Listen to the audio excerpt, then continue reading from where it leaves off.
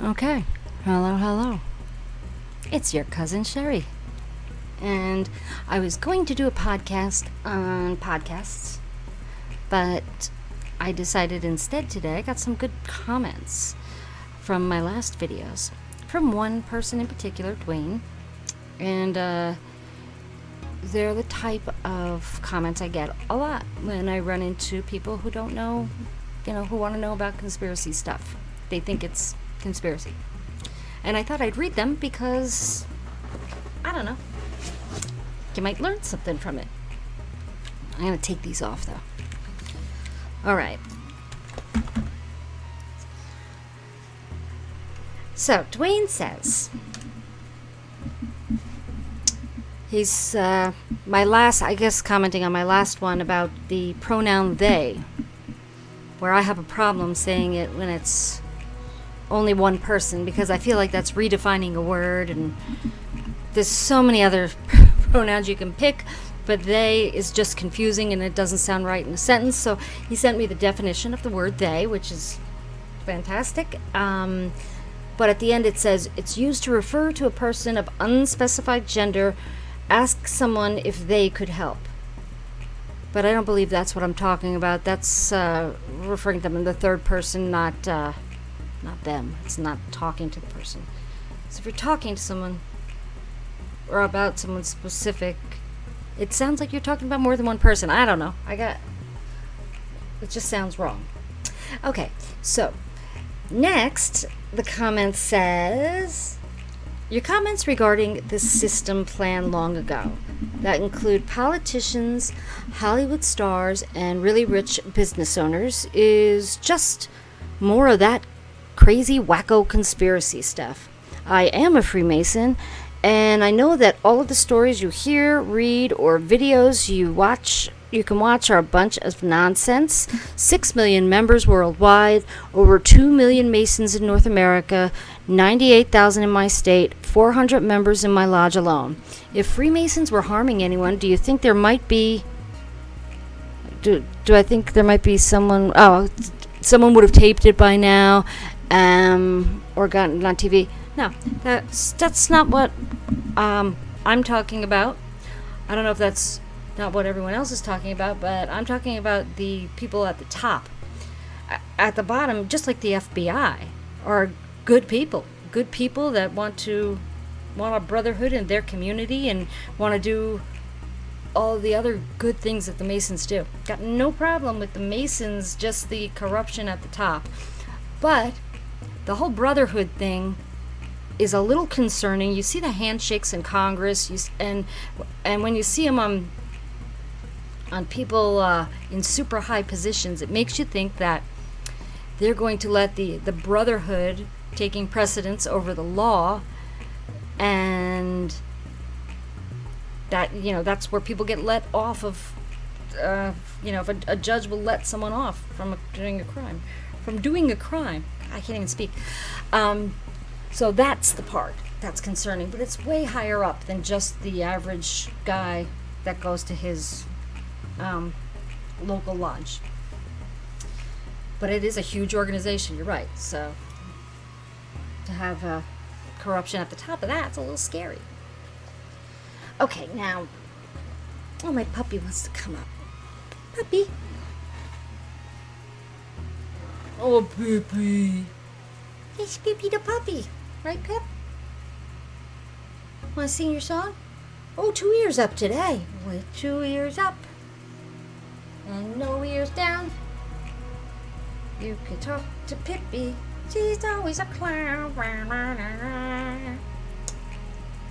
Good puppy. She's gonna go sit down now. Here, go, Pip. Go, Pip. Okay, now put this over here. Okay, so so any other structure, like even Amway, the people at the bottom, not the people at the bottom. You need all those people coming in. It's the people at the top that are not only benefiting from your hard work, they're the ones that are corrupt. So more comments. Scientists have discovered that conspiracy theorists who believe the moon landings were fake, or that the world is controlled by a small, sinister cabal, have similar character traits. Researchers surveyed 1,200 people, asking them whether they believed in 2 specific urban myths and also assessed their personalities. They found those who believed conspiracy theories were more suspicious, untrusting, eccentric, with a tendency to view the world as inherently dangerous. They also need to feel special. Did you add that in yourself? The special part? I don't think they need to feel special. However, yeah, certain personality type is going to question things. They're probably more introverted, more, I know that I always scan rooms and stuff, but that's always been my personality. So, I don't think there's anything wrong with that, but I do think that every other person, if you don't believe that conspiracies happen, that real conspiracies, one or more persons or groups of people that have biases, that have motives, if you don't believe that they deceive people, you really need to open your eyes. I don't know another way to say it. I don't want to insult anybody, but if you're living in your world and not paying attention to things around you, just catching the news a little bit at a time, wake up and start looking at things. Because you're going to find that you're not being told the truth about a lot of things. And I think that conspiracy theories are so popular right now because we're trying to sort them out. We're trying to sort out what things are real. Is the moon landing real? Is the earth flat? I mean, there's so many of them out there. And it's I don't know. There's a lot of them out there. Some of the theories are pretty crazy, but I think if you're somebody lying, you probably want to put those theories out there too, because you want to muddy the water. You want to make it look like everything's crazy to cover up what you're doing. What the media is doing is pretty big. And so maybe they're responsible for putting out all the false ones. And yeah, we look into everything, so it makes us look stupid when we're wrong. But I'll tell you what, it's felt pretty good lately when one after another is being proven right. Now, I live in a town where there was a mass shooting. I live in Sandy Hook, Connecticut. My son went to that elementary school. So I'm lucky to have seen the whole realm of people who, the town people who believe everything that they heard on the news, people who are open maybe that something sinister behind the scenes, or have we looked into that child and his mother? Could there be more than they're telling us? And then there's some people who just say it's plain old fake. But I lived in this town and I experienced it as a member of the community, as my son, as a student of one of the teachers that died. So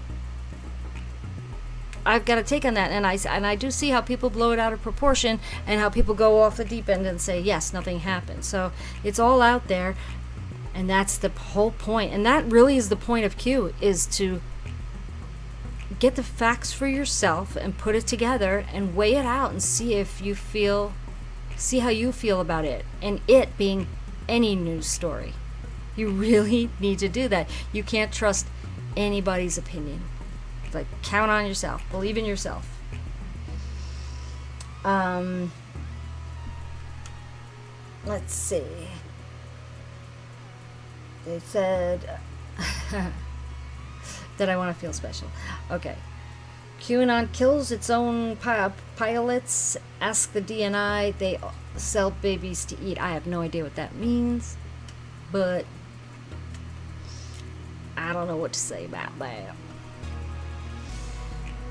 Okay, now you're way over the edge. To say that Trump is honest is the silliest thing you've said so far. I'm sorry about the Trump is honest comment. I know And this one I have a hard time with. Yeah, a lot of stuff he says is like hyperbolic and not necessarily true, but he is his own PR firm. Like he's trying to do what the whole media does with tweets and with his voice. So he's I don't mind. I could see what he's doing. I know it's not necessarily when he's trying to make a point.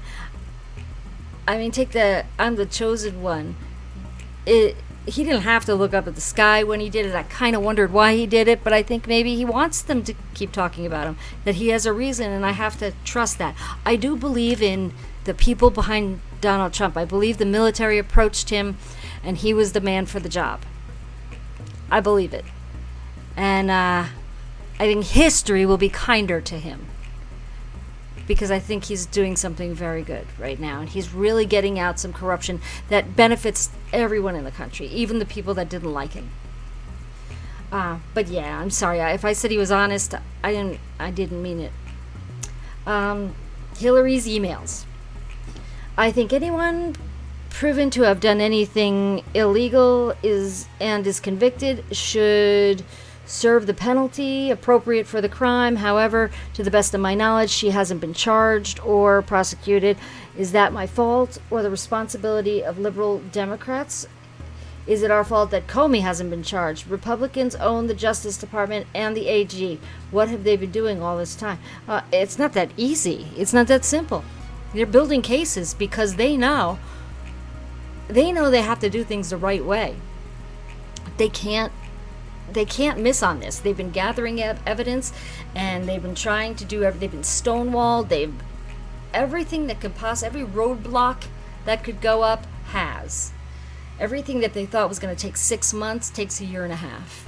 And that's because look at our Congress. Our Congress, our Senate, they're not letting anything go through.